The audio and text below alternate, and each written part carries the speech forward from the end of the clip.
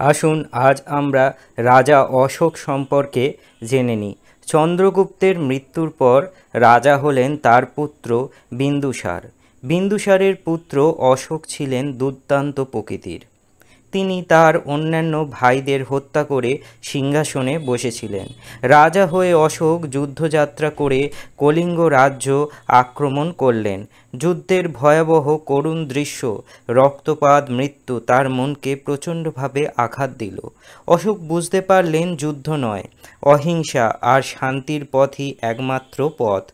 এই বিশ্বাসে অনুপ্রাণিত হয়ে অশোক বৌদ্ধ ধর্ম গ্রহণ করলেন। যুদ্ধযাত্রার পরিবর্তে অশোক বৌদ্ধ সম্মেলন, ধর্মলিপি এবং ধর্মযাত্রার প্রবর্তন করলেন। ভারতের দিকে দিকে বুদ্ধদেবের বাণী পৌঁছে দেবার জন্য তিনি অপূর্ব ব্যবস্থা করলেন।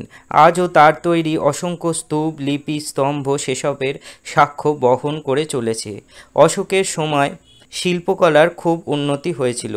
তার শিল্প নিদর্শনের মধ্যে সারনাথ স্তম্ভের উপরে সিংহমূর্তি ও অশোক চক্র বিশেষ প্রসিদ্ধি লাভ করে।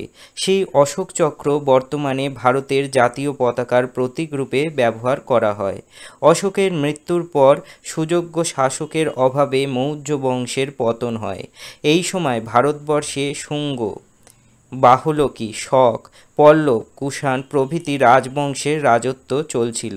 কুষাণদের আদিপুরুষ হল চীনের বিতাড়িত ইউচি জাতি। এই বংশের সর্বশ্রেষ্ঠ রাজা কনিষ্ক। তিনি বাহুবলে রাজ্য বিস্তার করে এক বিশাল সাম্রাজ্যের অধিপতি হয়েছিলেন।